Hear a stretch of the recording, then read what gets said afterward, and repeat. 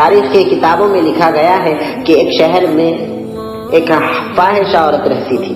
وہ بہت ہی حسین اور خوبصورت تھی اور وہ اپنے ہاں قیام کی اور لوگوں کی بدکاری کی دعوت دیتی تھی اور 200 دینار ایک ملاقات کے لیے لیا کرتی تھی. گاؤں کے کچھ لوگ اکٹھے ہو کر دور کی سب سے بڑی عظیم ہستی حضرت بایزید بسطامی رحمۃ اللہ علیہ کی خدمت اقدس میں حاضر ہوئے اور عرض کیا کہ حضرت کسی بھی طرح شہر کو اس فاحشہ کی شر سے محفوظ فرما لیجیے. حضرت نے اپنے مریدین سے کہا کہ چلو بھائی ہم خود بھی ذرا اس کے پاس جا کے آتے ہیں, ہمارے لیے 200 دینار فراہم کر دو, یعنی ہمارے لیے 200 دینار دے دو. مریدین نے کسی طرح 200 دینار جمع کر کے ایک تھیلی حضرت بایزید بسطامی کے سپرد کر دیا. حضرت تھیلی لیے اور اس فاحشہ کے گھر کو چلے گئے اور اس کے گھر کے روبرو صحن میں بیٹھ گئے. جو کوئی بھی آتا حضرت وہاں بیٹھا دیکھ کر دل ہی دل بے حد شرمندہ ہوتا اور واپس لوٹ جاتا.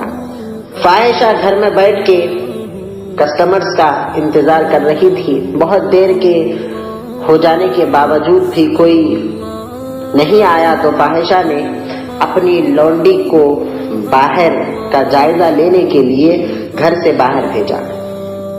لونڈی باہر آتی ہے اور باہر آ کر منظر دیکھتی ہے. اندر جا کر اپنی مالکہ سے کہتی ہے کہ کوئی فقیر صحن میں بیٹھا ہے.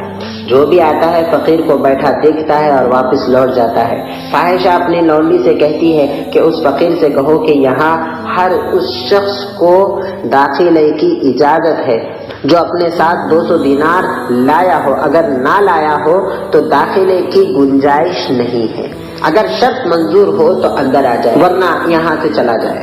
لونڈی فاحشہ کا یہ پیغام حضرت کے پاس لے آئی. حضرت نے یہ پیغام سنا اور 200 دینار کی ہتھیلی لونڈی کے ہاتھ میں تھما دیے.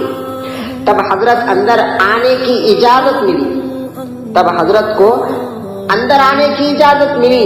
حضرت سیدھے اندر تشریف لے گئے اور ایک حجرے میں جا کر بیٹھ گئے. فاحشہ کچھ ہی دیر میں بن سمجھ کر خدمت میں حاضر ہوئی. حضرت نے فرمایا کیا تمہیں وہ تھیلی مل گئی جس میں دینار تھے؟ فاحشہ نے خوشی کا اظہار کرتے ہوئے اقرار کیا. حضرت نے فرمایا تھیلی لینے کا مطلب یہ ہوا کہ تم میری ملکیت ہو اور اب میں جیسا کہوں گا ویسے ہی تم کو کرنا ہوگا. فاحشہ اس پر راضی ہو گئی. حضرت نے فرمایا جاؤ یہ گندے لباس کو اتار کر سادہ لباس پہن لو.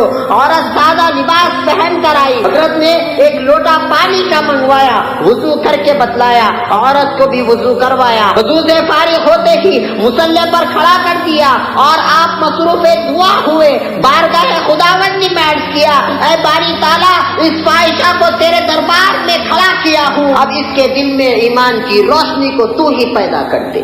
میرا کام تھا کہ میں اس کو تیرے سامنے لاؤں, اب میرا کام ہو گیا, تیرا کام ہے. ابھی حضرت دعا سے فارغ بھی نہیں ہوئے, عورت دم سے گری اور بے ہوش ہو گئی. جب ہوش آیا تو وہ عورت شرمندہ ہوئی. تاریخ شاہد ہے کہ وہ عورت اپنی تمام زندگی, باقی کی زندگی عابدہ, زاہدہ اور ایماندار عورت بن کے گزاری. یہ نتیجہ تھا مرد مومن حضرت بایزید بسطامی کی پرخلوص دعا کا نتیجہ. اس سے معلوم ہوا کہ جب صدقے دل سے دعا کی جاتی ہے تو وہ دعا کبھی رد نہیں ہوتی.